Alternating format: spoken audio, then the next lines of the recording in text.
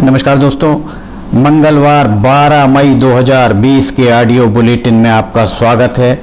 समाचार agency of India के Sai news के ऑडियो बुलेटिन में मंगलवार की खबरें इस प्रकार हैं। मुख्यमंत्री शिवराज सिंह चौहान ने प्रधानमंत्री से चर्चा के दौरान लॉकडाउन बढ़ाने का सुझाव दिया। उन्होंने कहा है कि ग्रीन और ऑरेंज जोन में गतिविधियों को बढ़ाया जाए। दूसरे राज्यों में फंसे श्रमिकों की वापसी का सिलसिला जारी है। अब तक लगभग 2,15,000 से ज़्यादा मजदूर प्रदेश में वापस आए हैं। मुख्यमंत्री शिवराज सिंह चौहान ने प्रधानमंत्री नरेंद्र मोदी के साथ बीते दिवस हुई वीडियो कॉन्फ्रेंसिंग में मुख्यमंत्री के द्वारा सुझाव दिए गए हैं। उन्होंने राज्य में केंद्रीय टीम भेजने के लिए प्रधानमंत्री का आभार भी व्यक्त किया है।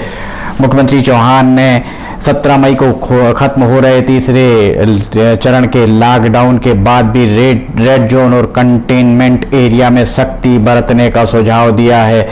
मुख्यमंत्री ने वीडियो कॉन्फ्रेंसिंग में सुझाव दिया है कि प्रदेश में कोरोना के संक्रमण को प्रभावी ढंग से रोकने और अर्थव्यवस्था को दोबारा खड़े करने के उद्देश्य से चौथे लॉकडाउन का स्वरूप जो हो वो मिला जुला हुआ होना चाहिए। संक्रमित क्षेत्र में पूरी सख्ती बरती जाए, वहीं अन्य क्षेत्रों में आर्थिक गतिविधियों को सुचारू करने के उद्देश्य से छूट भी दी जाए। रात्रिकालीन कर्फ्यू शाम 7 बजे से सुबह 7 बजे तक जो अभी वर्तमान में चल रहा है वो जारी रहने की बात मुख्यमंत्री शिवराज सिंह चौहान के द्वारा कही गई है। मुख्यमंत्री शिवराज सिंह चौहान ने ये भी कहा कि धीरे धीरे पब्लिक ट्रांसपोर्ट नियंत्रित रूप से प्रारंभ किए जाएं। सभी प्रकार के जो उत्सव मनाए जाते थे उन पर प्रतिबंध लगाए जाए।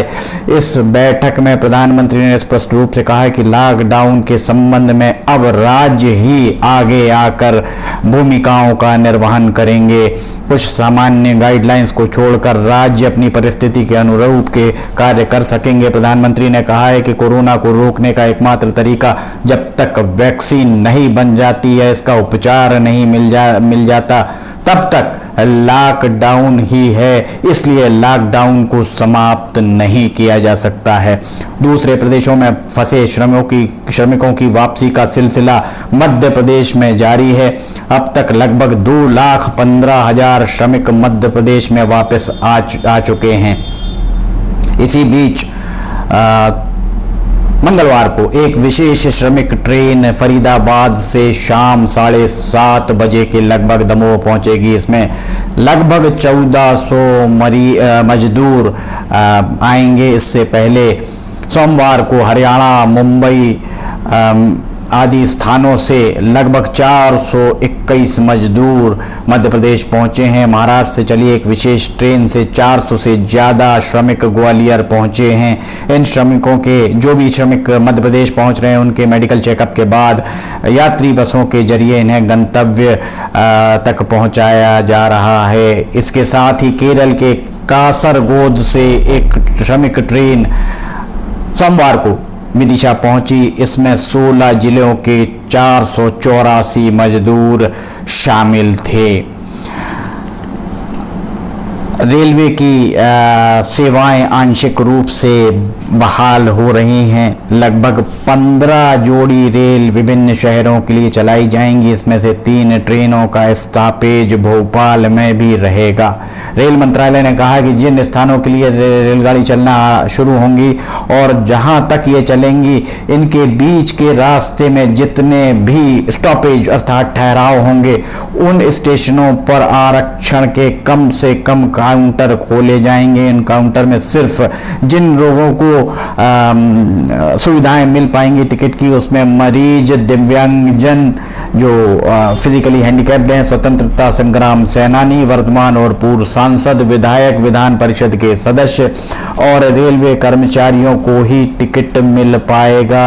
हालांकि यात्री सिर्फ रेलवे की वेबसाइट से ही टिकट प्राप्त कर सकते हैं। इन रेलगाड़ियों में एसी तृतीय श्रेणी में 2 दिव्यांगजनों के लिए सीट आरक्षित होगी। एसी प्रथम में 2 सीटें, सेकंड एसी में 4 सीटें वर्तमान और पूर्व सांसदों के लिए आरक्षित की गई है। वरिष्ठ नागरिकों को किसी भी तरह की छूट का लाभ इसमें नहीं मिल पाएगा। स्कूल शिक्षा विभाग के द्वारा कोविड-19 के संक्रमण के बचाव के मद्देनजर पहली कक्षा से 8वीं कक्षा के विद्यार्थियों को प्रोन्नत करने अर्थात वे बिना परीक्षा दिए ही अगली कक्षा में पहुंच जाएंगे। राज्य शिक्षा केंद्र के आयुक्त लोकेश जाटव ने कहा है कि प्रदेश के ऐसे अशासकीय अनुदान प्राप्त विद्यालय जिसमें पहली कक्षा से 8वीं की वार्षिक परीक्षा 19 मार्च या उससे पहले संपन्न हो चुकी हैं, वे अपनी संस्था का वार्षिक परीक्षा परिणाम नियमानुसार घोषित कर सकेंगे, परंतु किसी दशा में विद्यार्थियों को उस कक्षा में रोका नहीं जाएगा जिस कक्षा में वे हैं।